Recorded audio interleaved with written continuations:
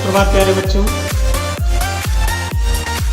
इसी Sevashram inter college के इस यूट्यूब चैनल में आप सबका हार्दिक अभिनंदन है। आप सब गोस्वामी तुलसीदास द्वारा रचित श्री रामचरितमानस के बालकांड से उद्धृत धनुष भंग प्रकरण का अध्ययन कर रहे हैं। पिछले कक्षा में आप धनुष भंग प्रकरण के इस अंतिम बिंदु को प्राप्त कर लिए हैं, अर्थात श्री राम ने धनुष को बीच से तोड़ दिया था। तो फिर हम पिछले प्रसंग पर से आगे बढ़ते हैं कि प्रभु श्री राम गुरु विश्वामित्र को मन ही मन प्रणाम किए और प्रणाम करने के उपरांत बड़ी तेजी के साथ उन्होंने शिव के धनुष को अपने हाथ में ग्रहण कर लिया। शिव धनुष को लिए और लेने के उपरांत उस पर प्रत्यंचा चढ़ाए, खींचे। शिव धनुष को हाथ में लेते हुए, उठाते हुए, उस पर प्रत्यंचा चढ़ाते हुए सभी लोग खड़े थे। स्वयंवर मंडप में सब लोग खड़े थे, सब देख रहे थे। लेकिन इतनी शीघ्रता से, इतनी तेजी से उन्होंने ये सब क्रियाएं की कि कोई देख नहीं पाया कि उस शिव धनुष को कब स्पर्श किए, कब उठाए, कब प्रत्यंचा चढ़ाए, ये कोई देख नहीं पाया। और उसी बीच उन्होंने क्या किया कि उस शिव धन को उन्होंने बीच से तोड़ दिया। बीच से तोड़ने के उपरांत शिव धनुष से जो आवाज निकली, जो कठोर ध्वनि निकली, उस कठोर ध्वनि से पूरा संसार गुंजायमान हो गया। आगे का प्रकरण देखेंगे। भरे भुवन घोर कठोर रव, रवि बाज तज मारगु चले, चिक्कर दिग्गज डोल मही, अहि कोल कुरुम कलमले, सुर असुर मुनि कर कान दीने, सकल विकल विचारहि, को दंड खंडे राम तुलसी जयति वचन उचारहि। शिव के धनुष को प्रभु श्री राम ने बीच से तोड़ दिया। पूरा संसार शिव के धनुष के कठोर ध्वनि से गूंज उठा, कठोर ध्वनि से भर गया। भरे भुवन घोर कठोर रव, शिव धनुष के कठोर ध्वनि से पूरा संसार भर गया। भरे भुवन संसार भर गया कठोर रव, कठोर ध्वनि से। रवि बाज तज मारग चले, रवि सूर्य, बाज घोड़ा, तज त्याग कर, मार्ग मार्ग चले चल दिए। सूर्य के घोड़े अपने मार्ग को त्याग कर चल दिए, अपने मार्ग को बदल दिए। उस कठोर ध्वनि को सुन करके सूर्य के घोड़े डर के नाते अपने उस मार्ग को छोड़ दिए, मार्ग को बदल दिए।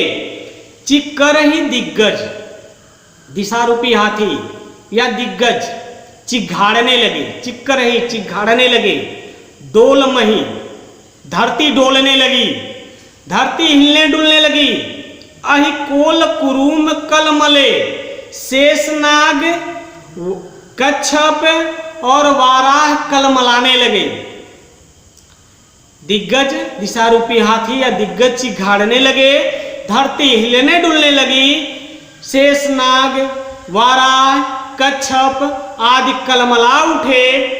सुर असुर मुनि कर कान दीने, सुर देवता, असुर राक्षस, मुनिगण कर कान दीने, अपने कानों पर हाथ लगा लिए।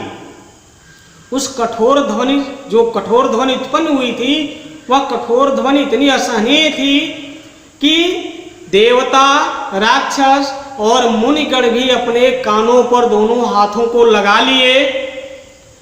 सकल विकल विचारहि, और सब विकल बेचैन होकर के, सकल संपूर्ण लोग, सभी लोग बेचैन होकर के विचार करने लगे कि क्या हो गया। किसी को कुछ समझ में नहीं आ रहा था। प्रकृति में इतना बड़ा उथल पुथल देख करके किसी को कुछ समझ में नहीं आ रहा था कि ये क्या हुआ है। कोदंड खंडेव राम तुलसी जयति वचन उचारहि।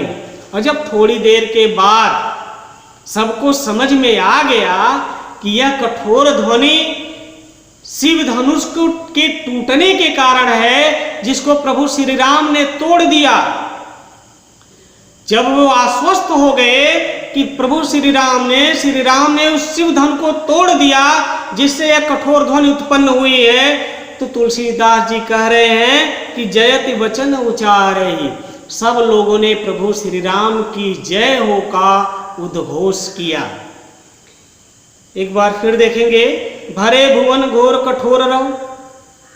प्रभु श्री राम ने, महाकवि तुलसीदास जी, गोस्वामी तुलसीदास जी कह रहे हैं कि जब प्रभु श्री राम ने शिव के धनुष को बीच से तोड़ा, तो उस तोड़ने से जो कठोर ध्वनि उत्पन्न हुई, पूरा संसार उस कठोर ध्वनि से भर गया।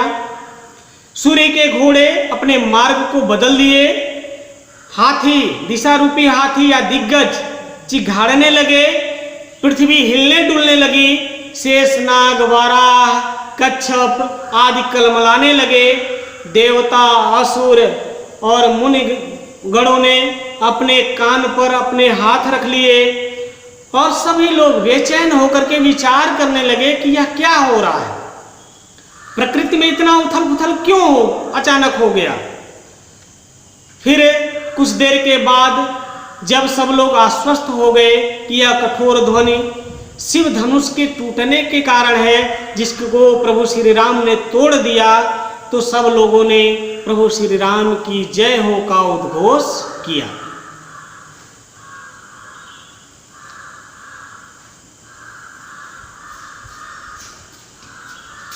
अब आप काव्यगत सौंदर्य देखेंगे।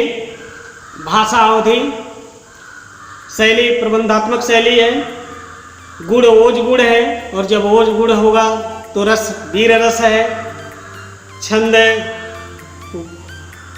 पूरा आप एक पिछले प्रकरण को लेकर के लिखेंगे तो दोहा चौपाई छंद है। शब्द शक्ति आपका अभिधा और लक्षणा है। तो आज हम लोगों ने इस धनुष भंग प्रकरण को पूरा कर लिया है। शेष बनपथ पर हम अगले दिन देखेंगे। तब तक के लिए धन्यवाद। आप सब इसकी सम्यक व्याख्या अपनी उत्तर पुस्तिका में लिख लेंगे।